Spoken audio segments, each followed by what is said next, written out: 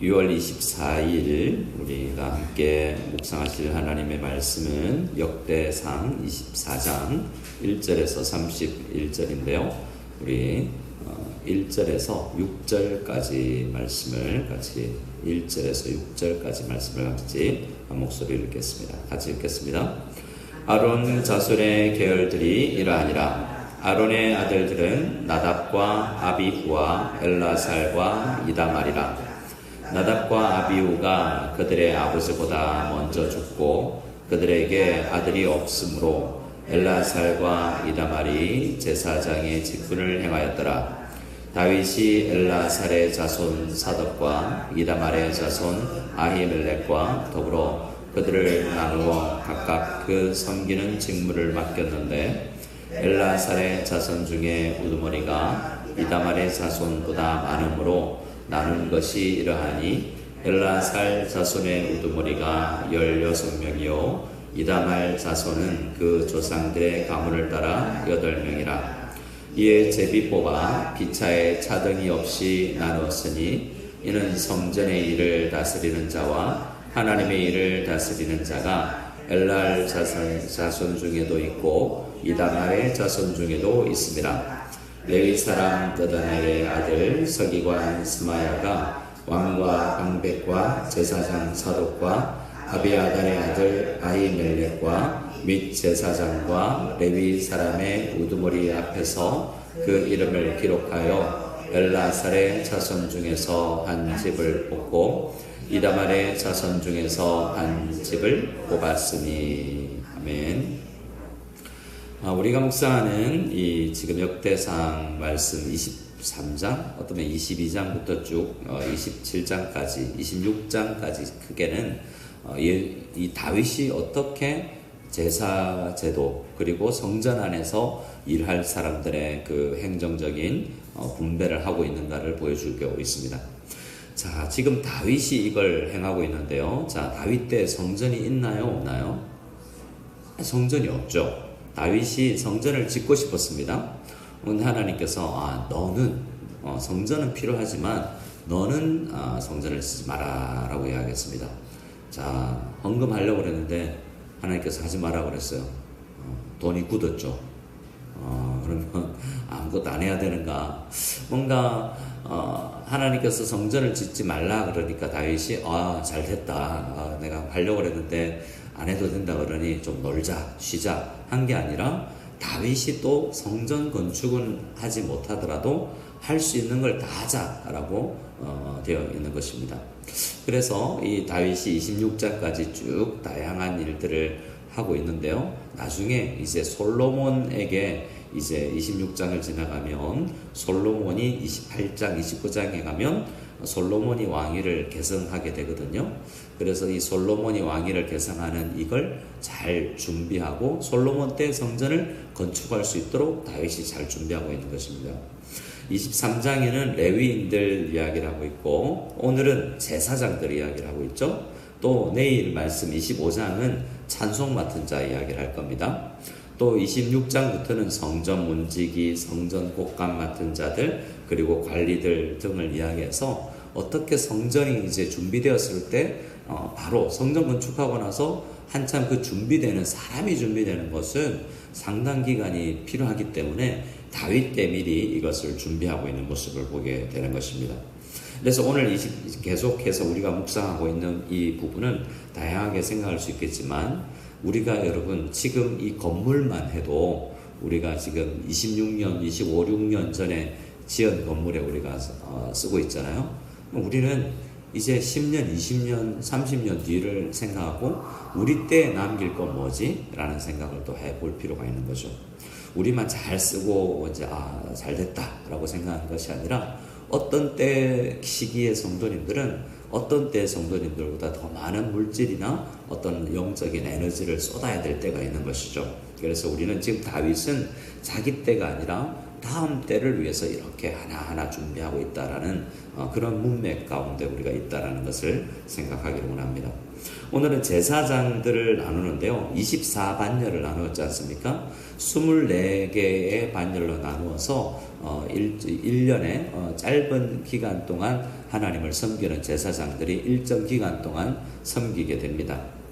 누가복음을 보면 또 예수님의 그 이야기를 할 때 이 세례 요한의 아버지도 이 제사장 가문이어서 반열대로 이렇게 들어가서 섬긴다라는 내용이 나와 있지 않습니까? 자, 그 내용을 다루고 있는데요. 자, 1절, 2절을 시작하면서 또 생각하지 않고 싶은 이야기를 좀 꺼내요. 어떤 이야기입니까? 아론 자손의 계열은 이러하니라. 아론의 아들들은, 아론은 다 이 모세의 형님이지 않습니까? 모세가 뭔가 큰 일을 한 것 같은데 이 모세의 형님 아론에게 하나님께서는 제사장 직분을 주신 것을 알고 있지 않습니까? 출애굽기를 보면 그 내용을 우리가 알 수 있습니다. 아론의 아들들, 아론도 제 초대 대제사장인가 하면 그의 아들들이 이제 이걸 이어나가는데요. 아들이 4명 있습니다. 이름이 누구입니까? 나답과 아비후와 엘르아살과 이다말이야. 그런데 오늘 3절부터 보면 이제 큰아들 나답 아비후 이야기는 없고 나머지 2 아들 이야기만 하고 있습니다. 엘르아살 집안과 이다말 집안만 이야기하고 있죠. 왜 그렇습니까? 나답과 아비후가 먼저 죽었기 때문에, 자녀가 없이 죽었기 때문에 그 자녀들이 이제 제사장, 그때 2명을 뽑았는데 나답과 아비후가 다 죽어버렸어요. 원래는 원래 그들이 죽지 않았다면 나답의 아들들과 아비후의 자손들이 쭉 여기에 기록됐겠죠.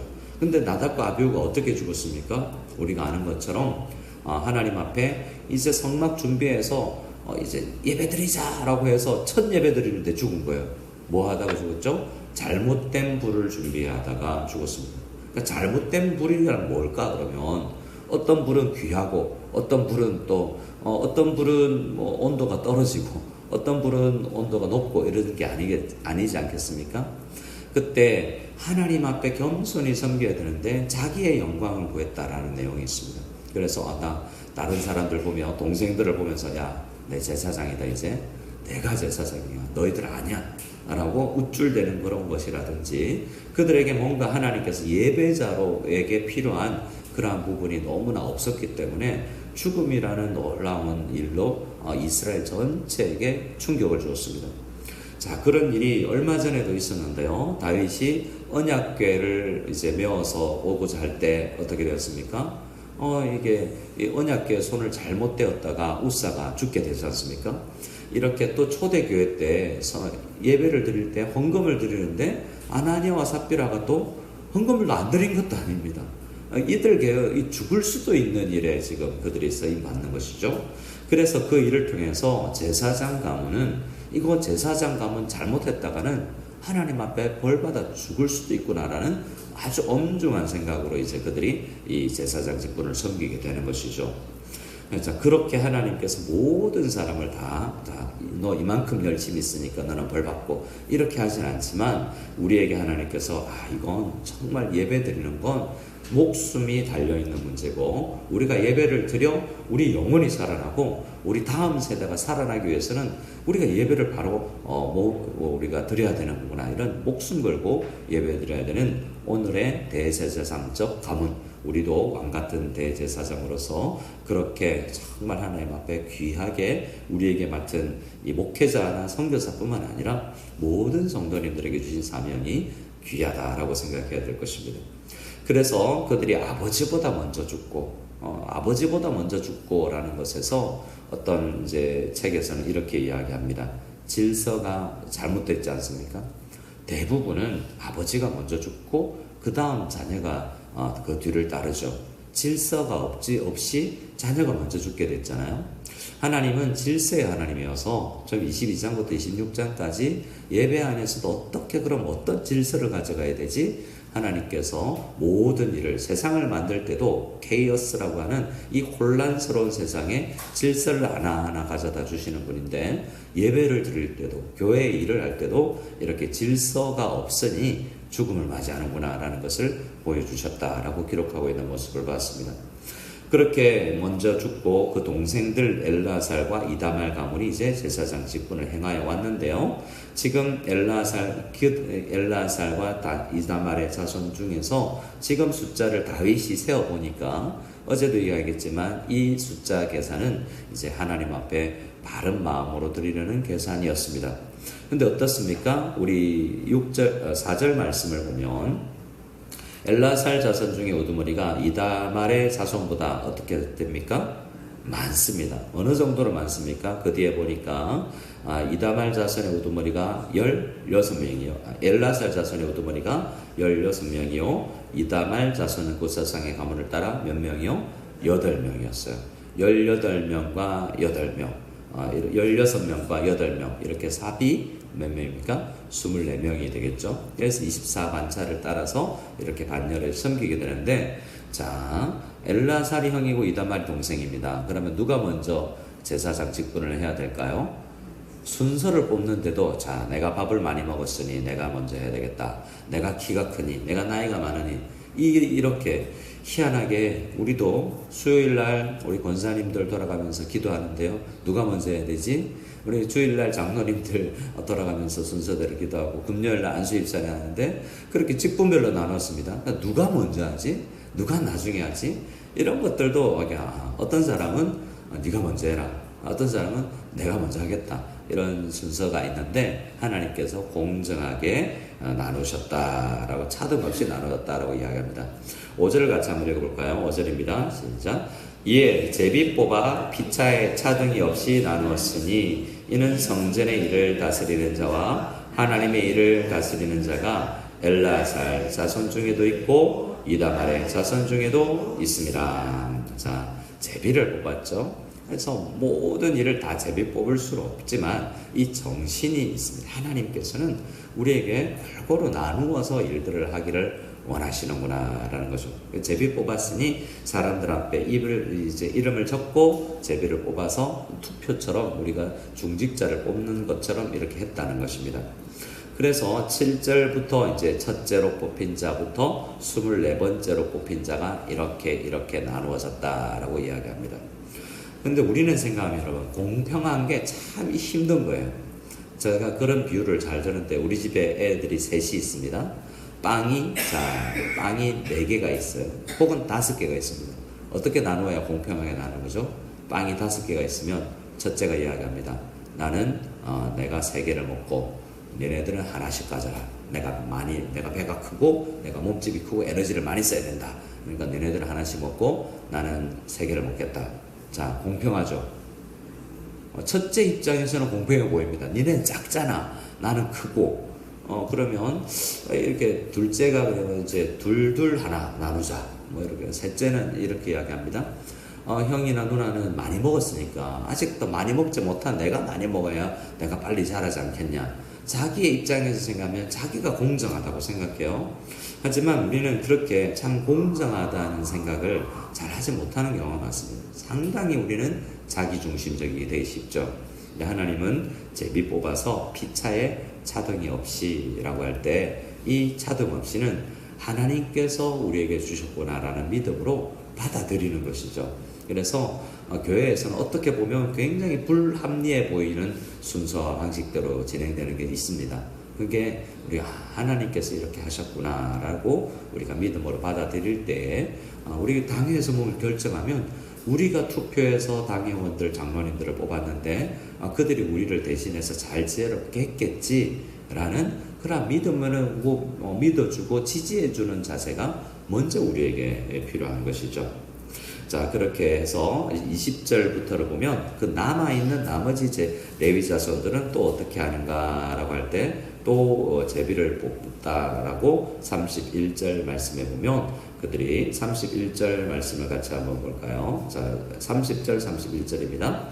무시의 아들들은 마올리와 에델과 여리모시니 이는 다 그 조상의 가문에 따라 기록한 레위 자손이라.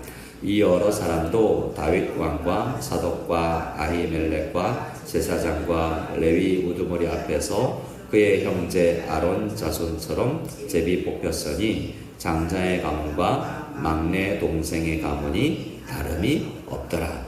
장남이든 막내든 다름이 없다라고 이야기하고요. 앞에 이들은 나머지라고 해서 우리가 이 속된 말로 떨거지 이런 게 아닙니다. 이 제사장 가문 빼고 나머지 이렇게 아니라 앞에 어떻게 이야기하고 있습니까? 똑같이 다윗 왕과 사독과 아히멜렉과 제사장 레위 우두머리 앞에서 그들의 형제 아론 자손처럼, 지금 아론 자손들이 제사장이잖아요. 그들처럼이라는 이렇게 동등한 하나님께서 다 귀히 여겨주신다라는 것입니다.